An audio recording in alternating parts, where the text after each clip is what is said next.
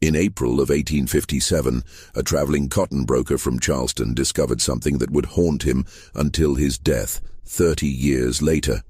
While reviewing plantation ledgers at a modest estate called Moss Creek in Middle Georgia, he noticed a peculiar pattern in the sales records.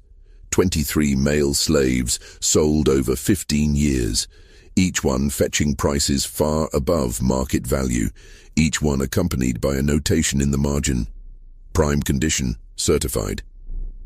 What the broker couldn't have known then was that those two words concealed a secret so disturbing that when the truth finally emerged, it would threaten to unravel the carefully constructed lies of Georgia's most prominent families. For decades, local authorities buried the evidence, burned documents, and silenced witnesses. But some secrets refuse to stay buried, especially when they're written in blood and recorded in meticulous detail by a woman who understood that the greatest weapon isn't violence, it's truth. Before we continue with the story of Eleanor Cresswell and the plantation that became a tomb for both bodies and reputations, I need to ask you something. If you're listening from Georgia or anywhere in the South, leave a comment telling us what state or city you're from. And if this introduction has already sent chills down your spine, hit that subscribe button, because what you're about to hear will make you question everything you thought you knew about the antebellum South. What the Charleston broker witnessed that spring afternoon was merely the surface of something far deeper. A calculated operation that had been running smoothly since 1841. Moss Creek Plantation occupied 370 acres of Georgia clay soil nestled between the Oconee River and the county road that connected Milledgeville to Augusta. It wasn't among the grand estates that defined Southern aristocracy. No white-columned mansion, no sprawling gardens, no reputation for lavish parties. Instead, Moss Creek was known for its efficiency. The main house was a modest two-story structure built of local timber, functional rather than impressive, surrounded by 12 slave cabins, a cotton gin, a smokehouse, and a barn that locals noted seemed unusually large for a plantation of its size. Eleanor Cresswell had inherited Moss Creek in 1840 when her husband, Thomas, died suddenly of what the doctor listed as apoplexy. She was 31 years old, childless according to public record, and expected by her neighbors to sell the property and move back to Savannah, where her family maintained a respectable shipping business. Instead, she dismissed the overseer her husband had employed, took over the management herself, and within a year had transformed Moss Creek from a struggling operation into one of the most profitable mid-size plantations in the county. She managed this feat through what she called strategic acquisition and disposal.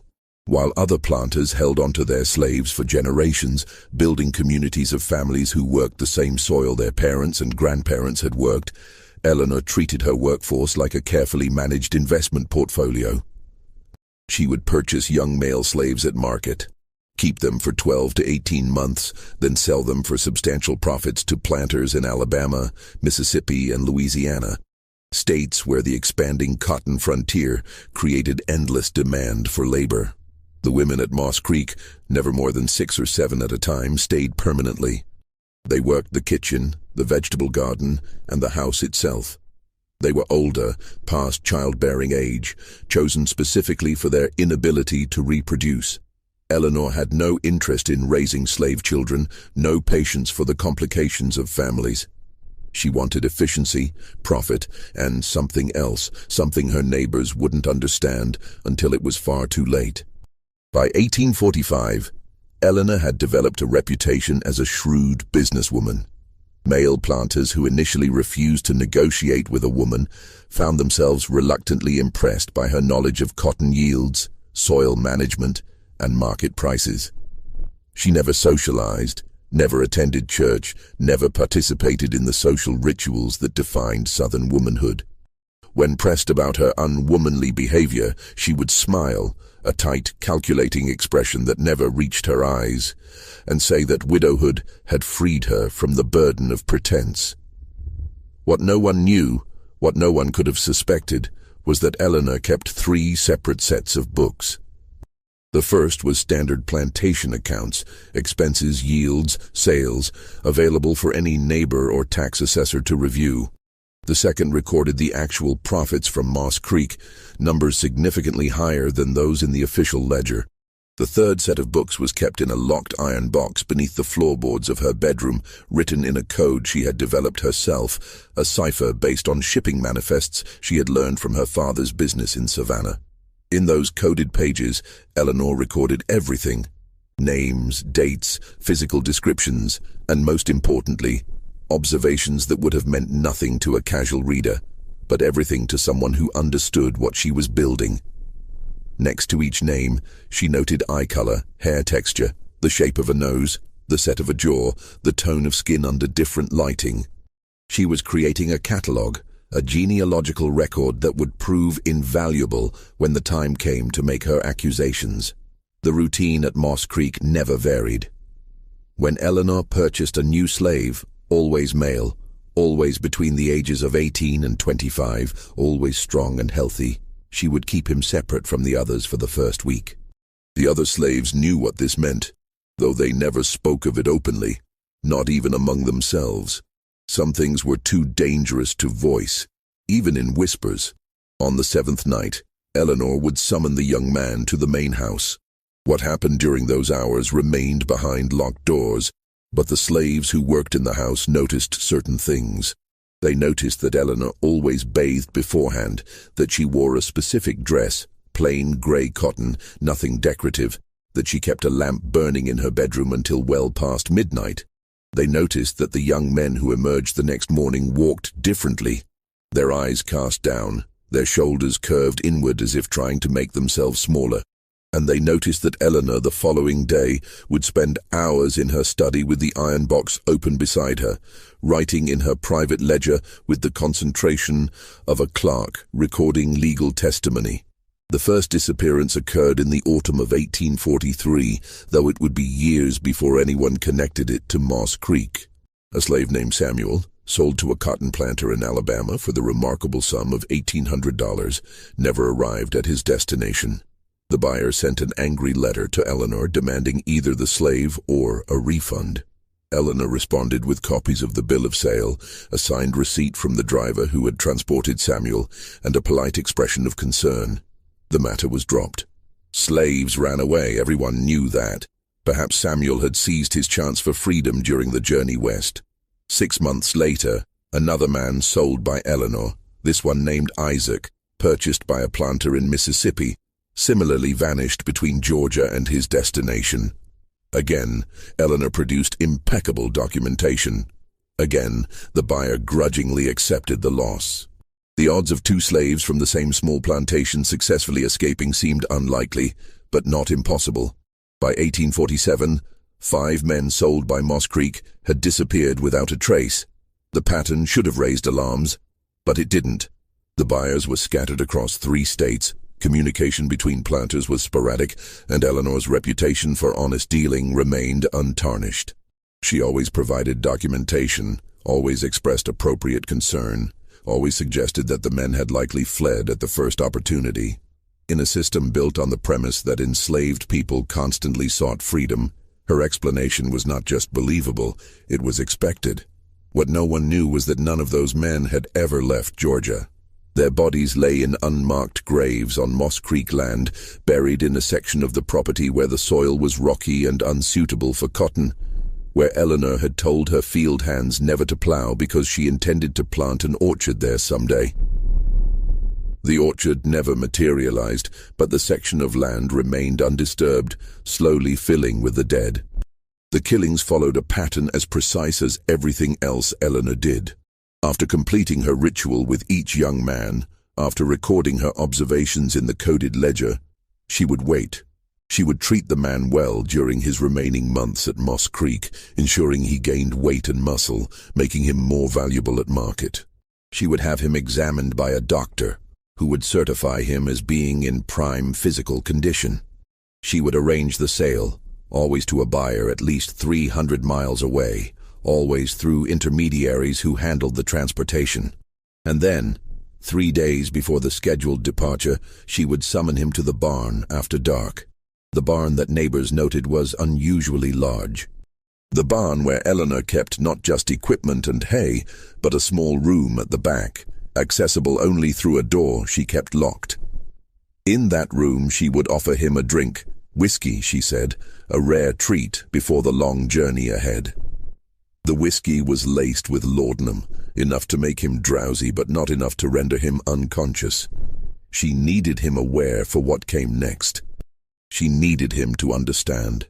Eleanor would show him the ledger. She would explain, in calm and measured tones, exactly what she had documented. She would tell him about the physical characteristics she had noted, the ones that matched men he had never met, men whose names meant nothing to him. And then she would explain what she planned to do with that information, how she intended to use it to destroy families, to expose hypocrisy, to bring down the very structure of Southern society. She would watch his face as comprehension dawned, as he understood that he had been chosen not for his strength or his youth, but because he possessed certain features that Eleanor had been searching for, features that marked him as valuable not for labor, but for evidence. And then, as the laudanum pulled him deeper into stupor, she would call for the only person at Moss Creek who knew the full extent of her plans, the only person she trusted with her secrets, the only person who shared her hatred for the system that had created places like Moss Creek. Her son would emerge from the shadows of the barn, and together they would complete the work they had begun years ago. Henry Cresswell was not supposed to exist. According to every public record, every census document, every church registry, Eleanor and Thomas Cresswell had remained childless throughout their 12-year marriage. This was true. What the records didn't show was that Eleanor had given birth to a son in 1829, 7 years before her marriage, when she was 20 years old and unmarried, a scandal that would have destroyed her family's reputation in Savannah's tight-knit merchant society. The father was a man her own father would never have accepted, could never have acknowledged. The child was sent north before his first birthday, placed with Eleanor's maternal aunt in Philadelphia, a widow who agreed to raise the boy as her adopted son. Eleanor visited once a year, always in winter when travel between Georgia and Pennsylvania could be explained as family obligation. Henry grew up knowing who his mother was, but understanding that he could never claim her publicly, never call her anything but Aunt Eleanor when others might hear. He also grew up knowing what his father had been: a slave on a Savannah dock, a man who loaded ships for Eleanor's father, a man whose intelligence and quiet dignity had attracted young Eleanor's attention during a summer when she was rebellious and her parents were distracted by business concerns. A man who had been sold away the moment her pregnancy became impossible to hide, sold to a sugar plantation in Louisiana where the life expectancy for field hands was measured in years, not decades. Eleanor never saw him again. She learned through careful inquiry years later that he had died in 1835, worked to death in cane fields, his body dumped in an unmarked grave like refuse. That knowledge had crystallized something inside her, transformed her grief and rage into something colder and more dangerous, a plan that would take decades to execute, but would burn down everything the men who had destroyed her life held sacred. Henry returned to Georgia in 1841, 1 year after Thomas Cresswell's death.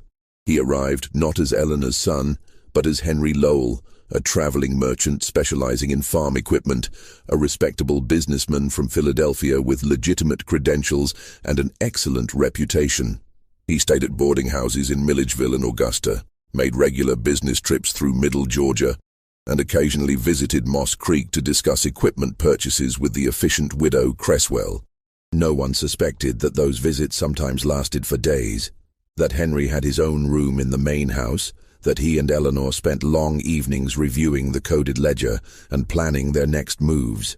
No one suspected that the unusually large barn contained not just a locked room, but a hidden cellar accessible through a trap door beneath the hay, a cellar where certain implements were kept, where certain tasks were completed that required absolute privacy. The selection process was meticulous. Eleanor didn't choose victims randomly. Each man she purchased had been carefully researched beforehand. She would visit markets in Savannah, Augusta, and Milledgeville, examining young male slaves with the attention to detail of a horse breeder studying bloodlines. But she wasn't looking at teeth or muscle tone, she was looking at faces. She had spent years compiling information about Georgia's prominent families, learning their histories, studying their genealogies, and most importantly, identifying their secrets. She knew which planters had fathered children with enslaved women, knew which families had carefully concealed mixed-race branches, knew which men maintained discreet second households with slave mistresses. She knew these things because wealthy men were rarely discreet about their indiscretions, because slaves who worked in great houses talked among themselves, because information flowed through networks that white society never imagined existed. When Eleanor found a young slave whose features matched those of a prominent family, the distinctive Rutledge nose, the Pemberton jaw, the unusual gray-green eyes that marked the Caldwell line, she would purchase him regardless of cost. She would bring him to Moss Creek, complete her ritual, and record every detail that might prove paternity. Eye color, hair texture, skin tone in different lighting, the shape of ears, the patterns of freckles or birthmarks. Everything that might convince a jury, should it ever come to that. But Eleanor wasn't interested in legal proceedings. She understood Southern justice well enough to know that no court would side with her against the families she intended to expose. Her weapon wasn't the law, it was shame. She was compiling evidence that would force proud families to confront truths they had spent generations denying, evidence that would reveal the hypocrisy at the heart of a system that defined humanity by race, while those who enforced that system routinely crossed the boundaries they claimed were sacred. The men she chose became living proof of that hypocrisy. And then, because living proof could be questioned, could deny or distort the truth, could be moved beyond her reach, they became dead proof. Bodies that could be exhumed if necessary, bones that could be measured, evidence that couldn't lie or flee or refuse to testify. By 1850, 13 men lay buried in the uncultivated section of Moss Creek. 13 sets of measurements in Eleanor's coded ledger.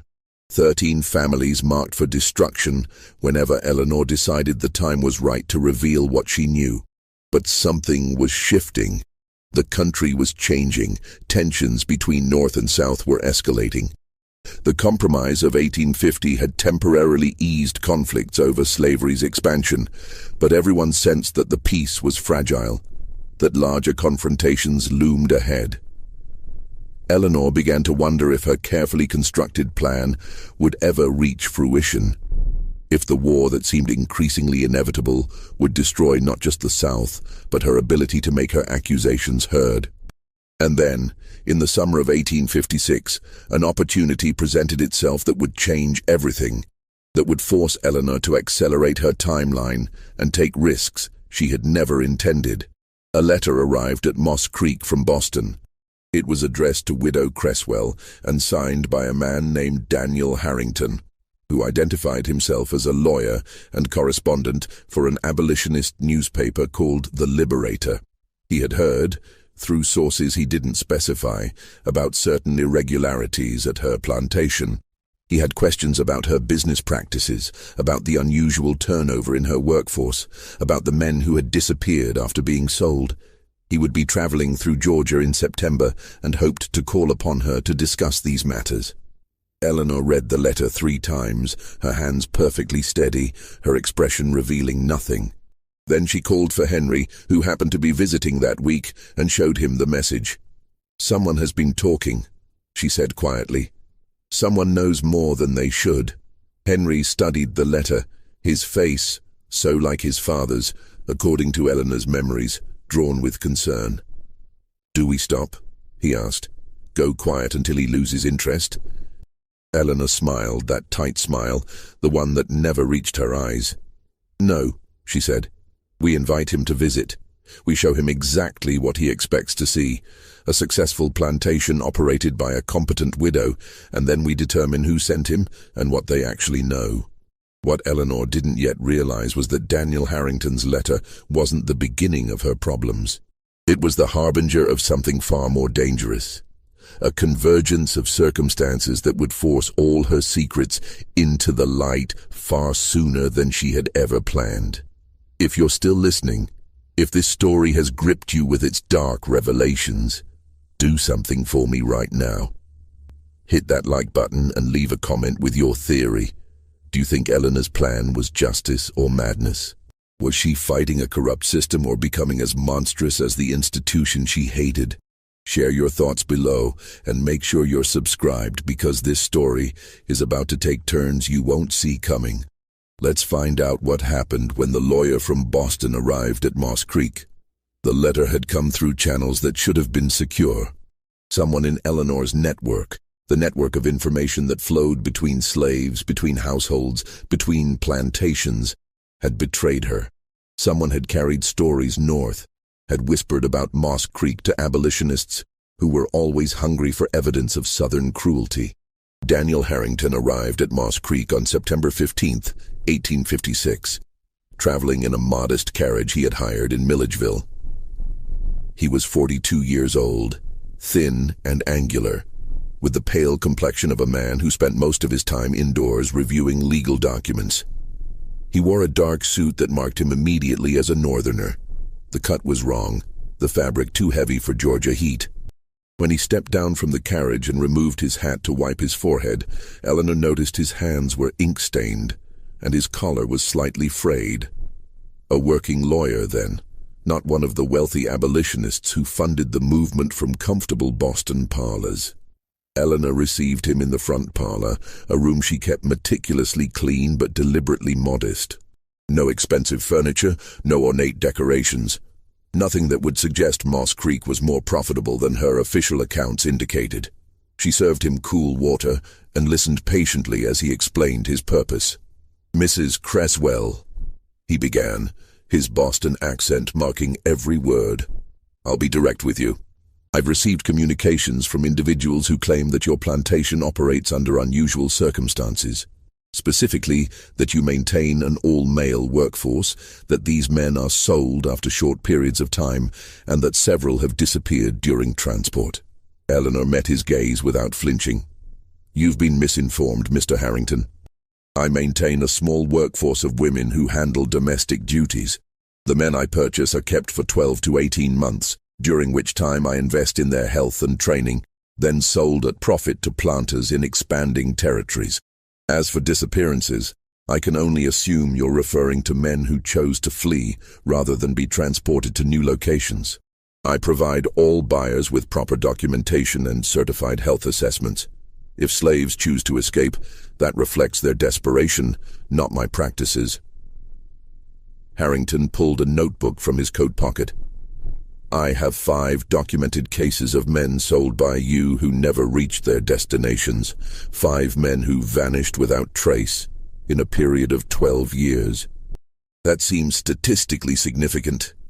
"It seems," Eleanor replied coolly, "like a lawyer from Boston is seeing patterns that don't exist because he wants them to exist. You've come here hoping to find evidence of cruelty, Mr. Harrington. Something dramatic to report to your abolitionist friends, but you won't find it. Moss Creek is a business, operated efficiently and legally. Nothing more. Then you won't mind if I remain in the area for a few days? Interview some of your neighbors, perhaps speak with the slaves who work here?" Eleanor's expression didn't change. "You're welcome to waste your time however you choose. My neighbors will tell you I'm a competent businesswoman who has improved a failing plantation. As for interviewing my slaves, you know as well as I do that their testimony would be worthless in any legal proceeding. They'll tell you whatever they think you want to hear. Nevertheless, I'd like to try." Eleanor stood, smoothing her skirt. "Then I won't stop you. Though I should warn you that your presence here, asking questions, spreading northern ideas, it won't be appreciated. Georgia isn't Boston, Mr. Harrington. People here protect their own, and they don't take kindly to outside interference. It wasn't a threat exactly, more like a statement of fact. But Harrington heard the warning underneath, and when he left Moss Creek that afternoon, he was already uncertain about his investigation. Eleanor had been too calm, too prepared. She had answered every question smoothly, had offered to provide documentation for every claim. She had been exactly what she claimed to be, a competent businesswoman operating a legal plantation. But Harrington hadn't survived as an abolitionist lawyer by accepting surface appearances. He took a room at a boarding house in Milledgeville and spent the next 3 days quietly gathering information. He spoke with merchants who had done business with Moss Creek, with other planters who knew Eleanor, with the doctor who certified the health of her slaves before sale. Everyone told the same story. Eleanor Cresswell was unusual, a woman managing a plantation alone, but scrupulously honest in her dealings. On his 4th day in Milledgeville, Harrington received an unexpected visitor, a woman, elderly and black, who came to his boarding house after dark and asked to speak with him privately. She was one of the house slaves at Moss Creek, she said. Her name was Ruth, and she had worked there since Eleanor's husband was alive. She had information about the plantation, about things that happened there, things that no one outside Moss Creek knew. Harrington invited her into his room, offered her the only chair, and listened as Ruth spoke in hushed, urgent tones. She told him about the young men Eleanor purchased, about the ritual of the 7th night, about the unusual amount of time Eleanor spent in her study recording information in ledgers that no one else was allowed to see. She told him about the barn, about the locked room at the back, about how sometimes late at night she had heard sounds coming from that direction, sounds that frightened her, though she couldn't say exactly why. "She ain't right," Ruth said, her weathered hands twisted together in her lap. "Something wrong with Mrs. Eleanor, been wrong since Mr. Thomas died. Maybe before. She got a coldness in her, a planning kind of coldness. And them young men she buys, they don't all get sold away like she claims. Some of them, they just vanish one night, and we never see them again. Do you know what happens to them?" Harrington asked, leaning forward. Ruth shook her head. "No one says it out loud. But there's a part of the property where she don't let nobody work, so she's going to plant an orchard there someday. Ground's been dug up and filled in more than once. And I've seen her and that man." She stopped abruptly as if she'd said too much. "What man?" Harrington pressed.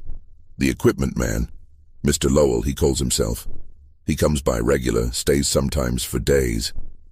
Mrs. Eleanor, she says he's selling her farm equipment, but I ain't never seen much new equipment arrive.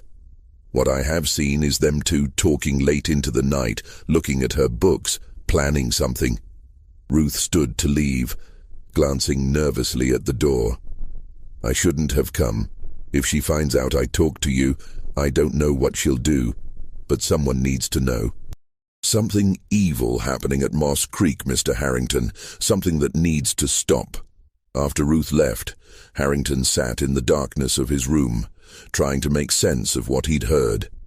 If Ruth was telling the truth, then Eleanor wasn't just running an unusual plantation, she was concealing something criminal. The question was what exactly, and more importantly, how could he prove it? The next morning, Harrington hired a horse and rode back to Moss Creek. He hadn't sent word of his visit, hoping to catch Eleanor unprepared. But when he arrived, he found her in the front yard, supervising the loading of cotton bales onto a wagon, completely unfazed by his appearance. "Mr. Harrington," she said, wiping her hands on her apron. "Back so soon? I thought you'd have finished your investigation by now." "I'd like to see your property," he said. "The entire property, including the outbuildings." Eleanor's smile tightened slightly, but her voice remained pleasant. "Of course. Though I'm not sure what you expect to find. Moss Creek isn't particularly interesting." She gave him a tour, showing him the cotton gin, the smokehouse, the slave cabins. Everything was exactly as one would expect on a small plantation, functional, well-maintained, unremarkable. When they reached the barn, Eleanor opened the main doors wide, showing him the space where equipment was stored, where hay was kept for the mule and horses. "And the back room?" Harrington asked. "I notice there's a door in the rear." "Storage," Eleanor said. "Old tools, broken equipment I haven't gotten around to repairing or discarding. Nothing of interest. I'd like to see it." Eleanor studied him for a long moment, and Harrington saw something flicker in her eyes. Not fear, but calculation. She was deciding something, weighing options. "Very well," she said finally. She produced a key from her pocket and unlocked the door. The room was exactly as she described, cluttered with old tools, broken plow blades, coils of rope, empty barrels. Dust lay thick on everything, and cobwebs stretched across the corners. It looked like a space that hadn't been used in years. Harrington walked through it slowly, examining everything, looking for something that might confirm Ruth's suspicions. But there was nothing. No evidence of violence, no signs of recent activity, nothing that suggested this room was anything other than forgotten storage. Satisfied, Eleanor asked from the doorway. Harrington turned to face her, frustrated and uncertain. Everything Ruth had told him seemed plausible, but he had no proof, nothing concrete he could take to authorities or publish in the Liberator. Without evidence, he was just another abolitionist making wild accusations about Southern planters. "For now," he said. But as they walked back toward the main house, Harrington noticed something odd. The ground near the barn was uneven in places, subtle depressions and rises that suggested the earth had been disturbed at some point. He remembered Ruth's comment about digging and filling. He glanced toward the area she had mentioned, the section where Eleanor claimed she would plant an orchard someday. From a distance, it looked like ordinary uncultivated land, rocky and unsuitable for cotton. But there was something about the way the vegetation grew there, patterns that didn't quite match the surrounding areas. "That section there," he said, pointing. "Why haven't you developed it?" "Poor soil," Eleanor replied immediately. "Too rocky for cotton, and I haven't had time to prepare it properly for an orchard. It's on my list of future improvements." Harrington studied the land, trying to determine if his suspicions were justified or if he was seeing patterns where none existed. Finally, he thanked Eleanor for her time and rode back to Milledgeville, more uncertain than ever about what was happening at Moss Creek. What he didn't know, what he couldn't have known, was that the room he had just searched was exactly what Eleanor wanted him to see. A carefully prepared false front.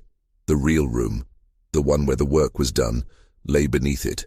The trap door was concealed under those empty barrels, covered with a layer of dirt and straw, invisible unless you knew exactly where to look. And the implements Ruth had heard being used late at night were safely locked in the cellar below, along with 13 carefully labeled wooden boxes that contained detailed records of every man buried in that rocky field.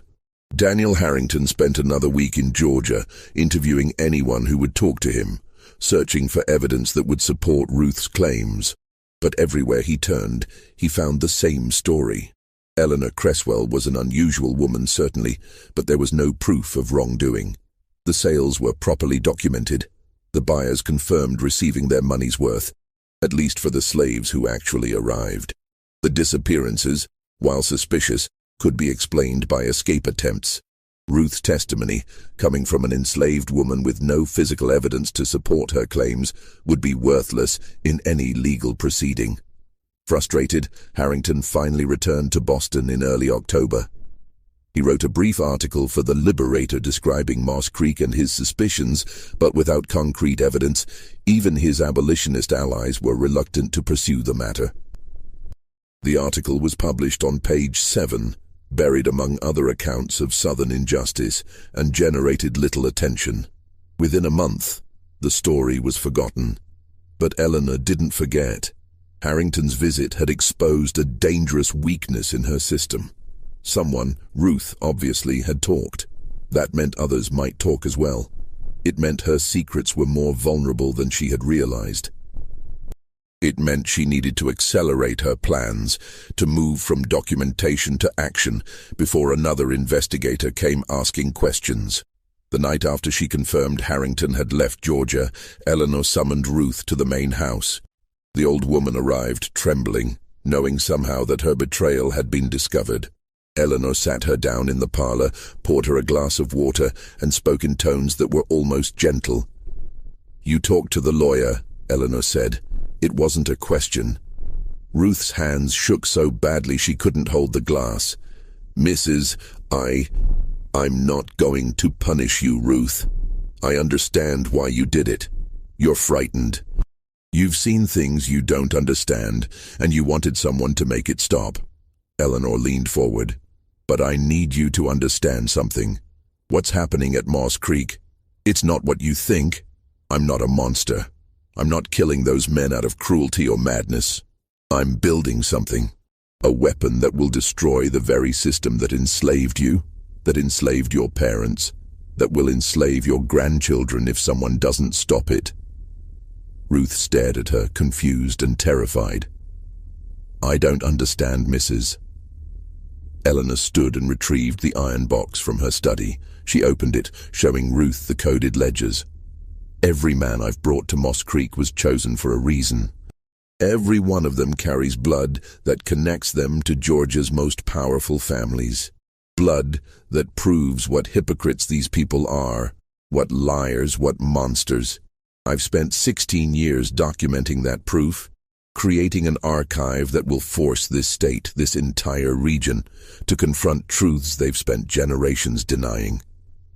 She pulled out sketches she had made, detailed drawings showing facial features, measurements, comparisons. Look at this man. His name was Isaac. Look at his eyes, Ruth. Do you know who else has eyes that exact shade of gray-green? Senator Caldwell. I've seen the senator's portrait. I've studied his family.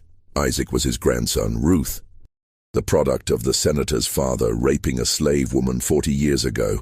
And Isaac isn't the only one.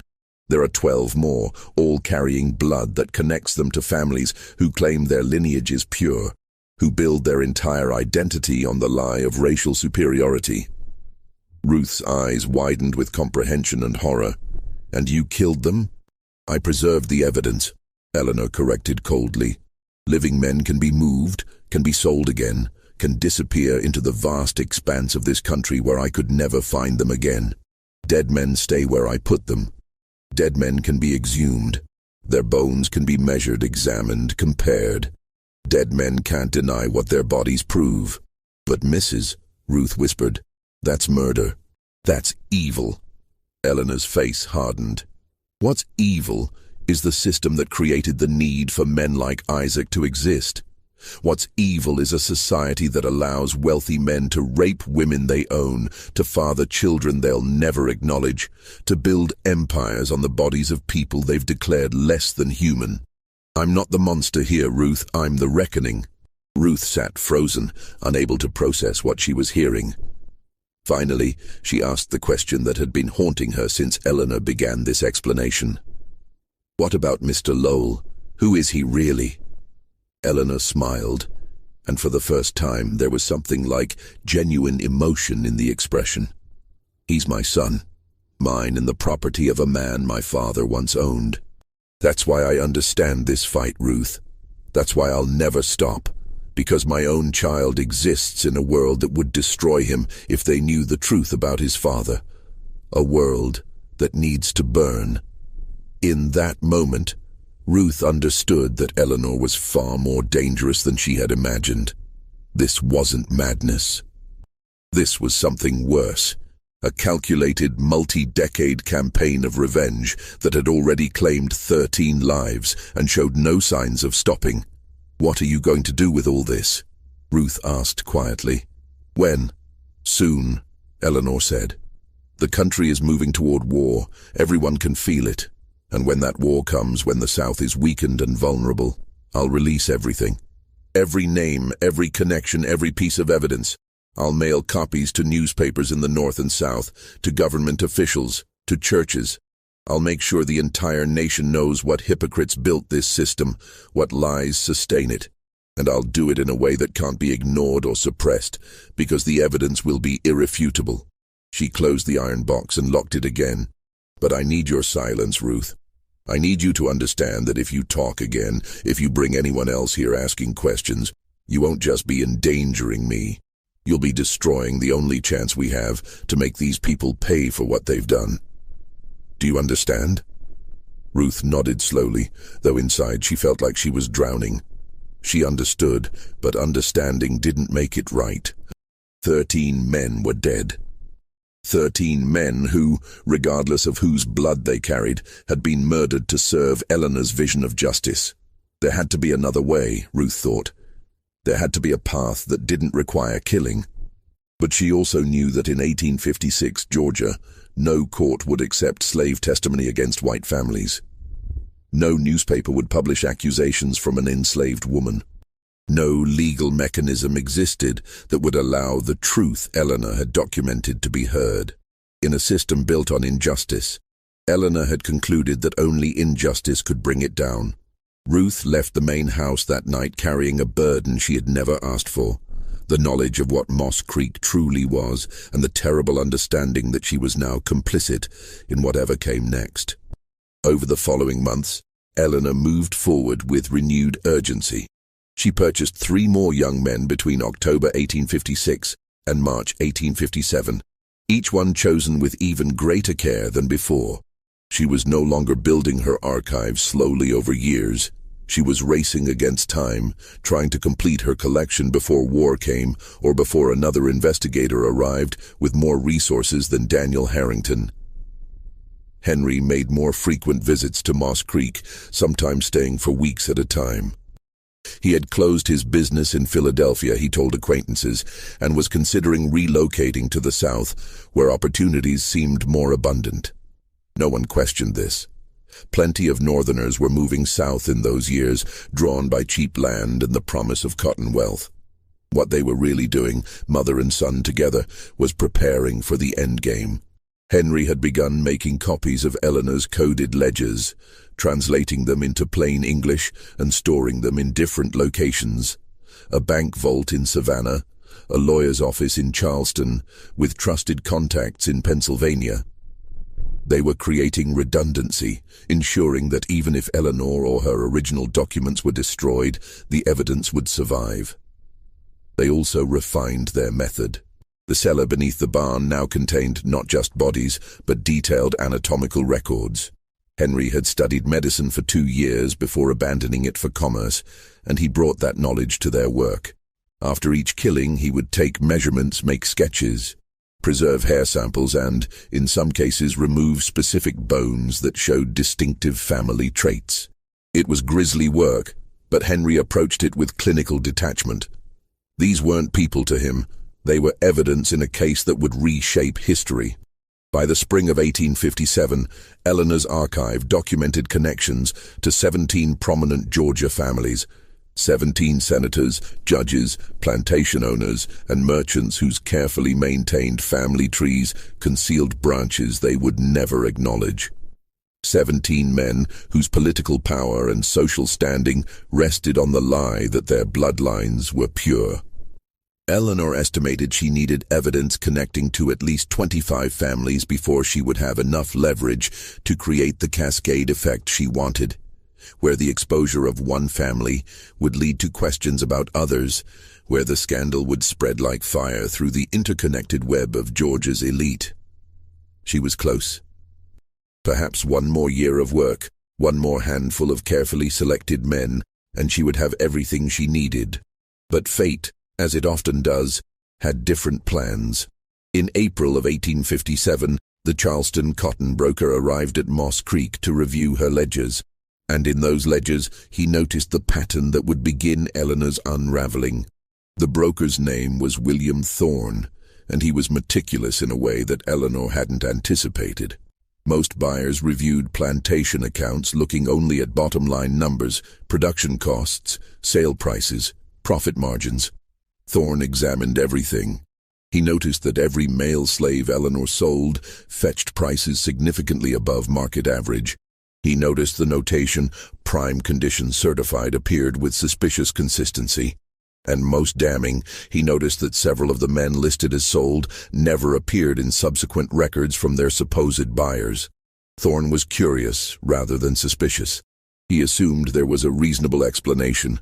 Perhaps Eleanor had connections with specific buyers who valued her slaves highly. Perhaps there was some training or preparation she provided that justified the premium prices. He mentioned his observations casually, expecting Eleanor to explain the pattern. Instead, he saw something flash across her face, just for a moment, just a fraction of a second, that made his professional instincts prickle with alarm. It was fear, carefully concealed, instantly suppressed, but unmistakable. Eleanor Cresswell was afraid of what he had noticed. Thorne left Moss Creek that afternoon planning to make discreet inquiries. If something irregular was happening, if Eleanor was somehow manipulating her records or engaging in fraud, he had a professional obligation to investigate. More importantly, he had relationships with several of the planters listed as buyers in her ledgers. He could verify whether the slaves had actually been received, whether the transactions were legitimate. Eleanor watched his carriage disappear down the road and immediately sent word to Henry in Milledgeville. They met that night in the main house, and for the first time in 16 years, Eleanor felt genuine panic. "He's going to check," she said, pacing the study. "He's going to contact the buyers and discover the men never arrived. And then he's going to come back with authorities, or he's going to spread word, and everything will unravel before we're ready." Henry stood by the window, his face reflecting in the dark glass. "We stop now," he said quietly. "We take what we have, 17 families, enough to cause significant damage, and we release it. Mail the copies tomorrow, send them everywhere we planned. It won't be perfect, but it will be enough." "It won't," Eleanor insisted. 17 isn't enough to create the cascade we need. They'll suppress it. They'll find ways to discredit the evidence, to claim the documents are forgeries, to murder anyone who tries to investigate. We need more. We need enough connections that they can't possibly contain the scandal. Then what do you propose?" Eleanor stopped pacing. Her hands, which had been trembling moments before, steadied themselves. When she spoke, her voice carried the cold certainty that had guided her through 16 years of patient work. "We eliminate the problem. Thorne has noticed, but he hasn't told anyone yet. He's going to make inquiries first, verify his suspicions before making accusations. That gives us a window. A few days, perhaps a week." Henry turned from the window, his expression troubled. "You're talking about killing a white man, a respectable businessman from Charleston. That's completely different from what we've been doing. The slaves, no one investigates when slaves disappear. But this, they'll hunt whoever did it. They'll tear this county apart, looking for answers. They'll hunt a runaway slave," Eleanor said. "They'll hunt someone who attacked Thorne during a robbery. They'll hunt whoever we tell them to hunt, but they won't suspect me. Wealthy white men don't suspect respectable widows of murder." Over the next 2 days, Eleanor and Henry refined their plan. They learned that Thorne was staying at the Milledgeville Hotel, that he planned to spend the week visiting plantations in the area and meeting with potential clients. He was a creature of habit, Thorne. He took the same walk every evening after dinner, a constitutional along the quiet road that led to the river. He walked alone, carrying a small pistol for protection, but generally unconcerned about danger. Milledgeville was civilized, he believed, not like the rougher territories where one needed to fear violence. On April 23rd, as the sun set and Thorne began his evening walk, a figure approached him from behind. The figure wore clothes stolen from Eleanor's property, the rough work clothes of a field hand. His face was partially obscured by a hat pulled low. He moved with the desperate urgency of someone who had nothing left to lose.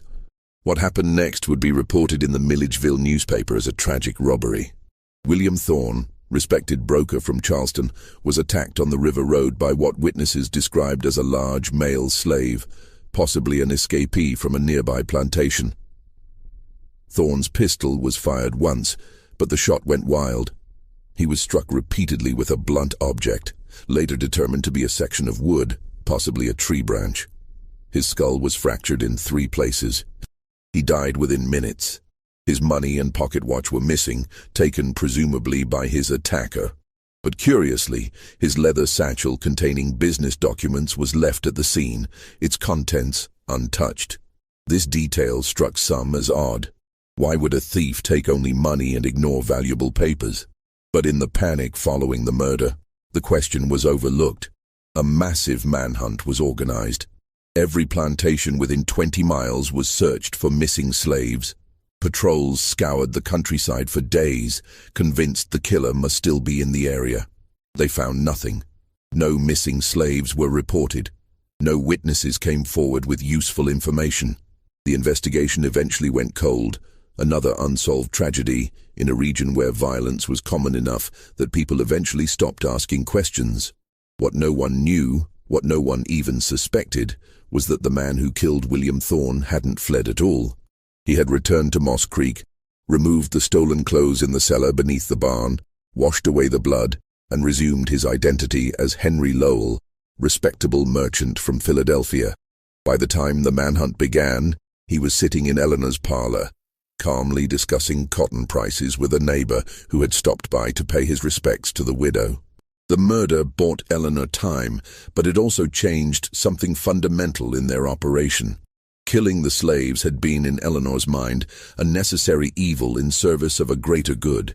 They were casualties in a war against an unjust system, sacrifices that would ultimately free thousands. But Thorne was different. Thorne was innocent of the system's original crimes. He was simply a man who had noticed something odd and asked questions. His death wasn't justice. It was simply murder to protect their secret. Henry felt it too. In the weeks following Thorne's death, he became quieter, more withdrawn. He still helped Eleanor with her work, still participated in their plans, but something had shifted in him. The absolute certainty that had sustained them for 16 years had developed cracks. Just when we thought the horror at Moss Creek couldn't possibly get darker, we discover that Eleanor and Henry have crossed a line that changes everything. Their mission of exposing hypocrisy has become exactly the kind of evil they claim to oppose. If this story is giving you chills, if you're questioning whether justice can ever be achieved through such terrible means, share this video with someone who appreciates dark historical mysteries. Hit that like button if you want to support content that explores the complicated truths hidden in our past. And make sure you're subscribed so you don't miss the shocking conclusion. Because what happens next will make you question everything you thought you knew about Eleanor's plan. The real consequence of Thorne's murder wasn't legal. Eleanor and Henry were never suspects. The real consequence was that it forced Eleanor to confront an uncomfortable truth. Her crusade against injustice had made her capable of any atrocity if she believed it served her greater purpose. She had become exactly what she hated. Someone willing to destroy individual lives to protect a system. In her case, the system of revenge she had built over 16 years. The answer to what really happened at Moss Creek emerged not through investigation or exposure, but through an accident of history. When the Civil War finally came in 1861, Georgia was convulsed by the conflict. Plantations were abandoned, burned, or seized. Records were destroyed. The social order that had sustained places like Moss Creek for generations collapsed in the span of 4 years. Eleanor Cresswell died in 1863, killed not by justice or exposure but by pneumonia. She was 54 years old, and according to her neighbors, died peacefully in her sleep. She never released her archive. The war she had hoped would create conditions for her revelation instead consumed everything. Her carefully documented evidence remained locked in the iron box beneath her floorboards, coded and inaccessible. Henry disappeared sometime in 1864. One day he simply wasn't in Milledgeville anymore. Some said he'd returned north. Others that he'd been killed in one of the random acts of violence that characterized the war's final years. His actual fate remains unknown. The copies of Eleanor's ledgers he had stored in various locations were lost in the chaos. The bank in Savannah was burned, the lawyer in Charleston died, the contacts in Pennsylvania moved or perished during the war years. Moss Creek itself was abandoned in 1865. With Eleanor dead and no clear heir, the property reverted to the state. Various people occupied it over the following decades, but none stayed long. The house fell into disrepair. The fields returned to wilderness. The barn, that unusually large barn, collapsed in a storm in 1871. The bodies in the rocky section where Eleanor had planned to plant an orchard remained undiscovered for 37 years. In 1902, a developer purchased the Moss Creek property planning to build a school. During excavation, workers uncovered the first skeleton, then another, then several more. Eventually, they found 16 bodies buried in shallow graves, along with wooden boxes containing hair samples, sketches, and measurements. The discovery created a sensation in Georgia. Newspapers ran stories speculating about what had happened, who the victims were, why they had been buried there. But with Eleanor dead for nearly 40 years, with slavery abolished, and most of the prominent families from her era either dead or diminished, there was no one to prosecute. No clear narrative to explain the horror that had been unearthed. The iron box was found during the demolition of the main house. A construction worker discovered it beneath rotten floorboards and, curious about its contents, broke the lock. Inside, he found ledgers written in code that no one could decipher, sketches of faces, detailed measurements, and notations that seemed to indicate some kind of breeding or genealogical research. He turned the box over to local authorities, who examined it briefly before storing it in a courthouse basement. No one could make sense of Eleanor's cipher, and eventually the documents were forgotten again. It wasn't until 1957, exactly 100 years after William Thorne's murder, that a graduate student researching Antebellum, Georgia for his dissertation stumbled across the iron box in courthouse archives. The student, intrigued by the coded ledgers, spent 2 years working to break Eleanor's cipher. When he finally succeeded, what he discovered was so disturbing that his dissertation committee initially refused to accept his findings as credible. But the evidence was there, meticulous and damning. Eleanor had documented 17 connections between enslaved men and prominent white families. She had recorded dates, physical characteristics, family histories. And most chilling, she had noted which men had been preserved for evidence, her euphemism for murder. The student's dissertation, published in 1959, created a minor scandal in academic circles, but received little public attention. The families Eleanor had targeted were mostly extinct, or no longer politically powerful. The specific individuals she had murdered were unnamed in her ledgers, identified only by coded designations. Without names, without living victims to mourn, the story failed to generate the outrage Eleanor had imagined it would. What her archive did prove, what her decades of careful documentation demonstrated beyond doubt, was that the racial boundaries Southern society had claimed were sacred and inviolable were, in fact, routinely crossed by the very men who defended them most vigorously. The hypocrisy Eleanor had devoted her life to exposing was real. Her evidence was irrefutable. But by the time it came to light, the world had changed so much that the revelations no longer had the power to shock.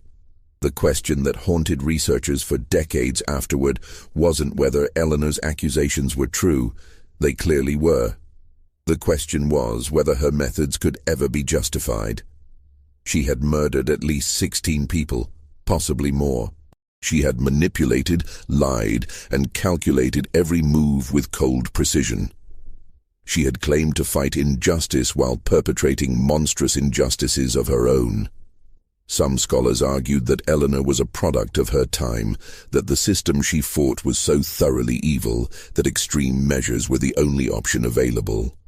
Others contended that murder could never be justified regardless of motive, that Eleanor's crusade had transformed her into exactly the kind of monster she claimed to oppose. The slaves who survived Moss Creek told conflicting stories. Some remembered Eleanor as cruel but efficient, no worse than other plantation owners.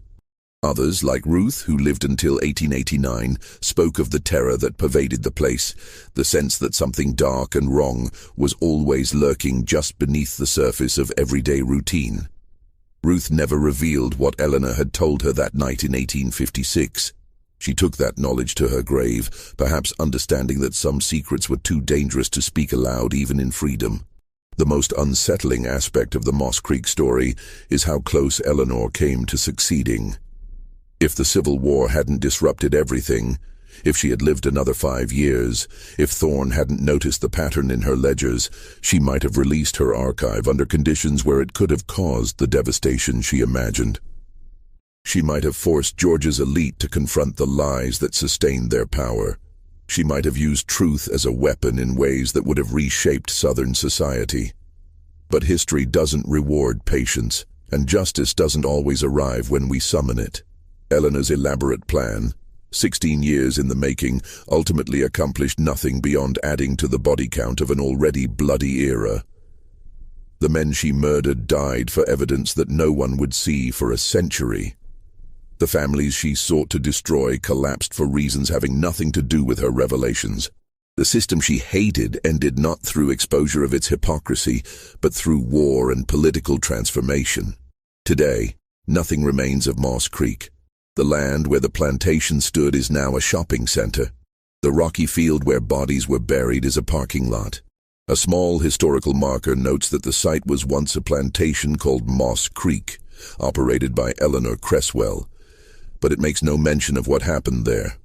Tourists pass it without stopping, unaware that beneath the asphalt lie the graves of men whose names have been forgotten, whose deaths served a purpose that was never fulfilled.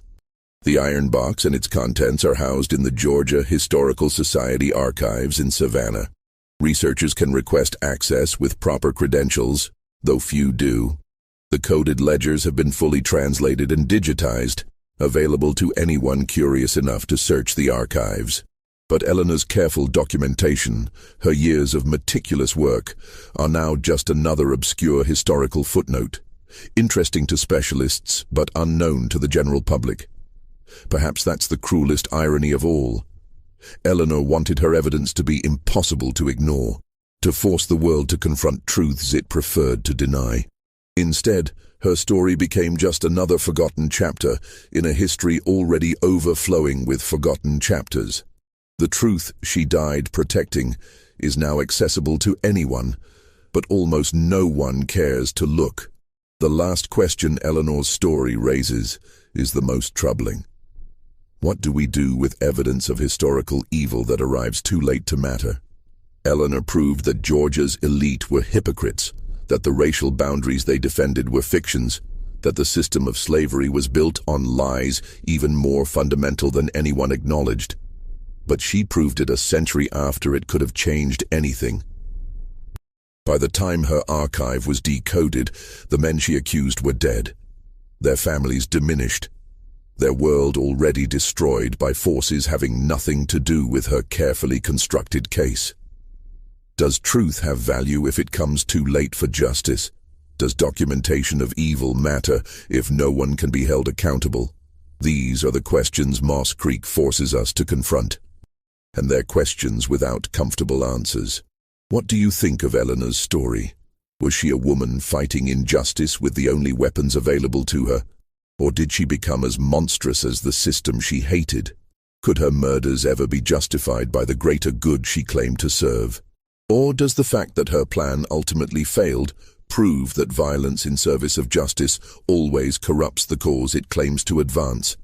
Leave your comments below and share your thoughts. If you found this story as disturbing and thought-provoking as I did, subscribe to this channel and hit that notification bell. We explore the darkest corners of American history, the stories that make us uncomfortable, the truths that challenge our assumptions about the past. And if you want to discuss this story further, share it with friends who appreciate complex moral questions and historical mysteries. Thanks for listening. See you in the next video.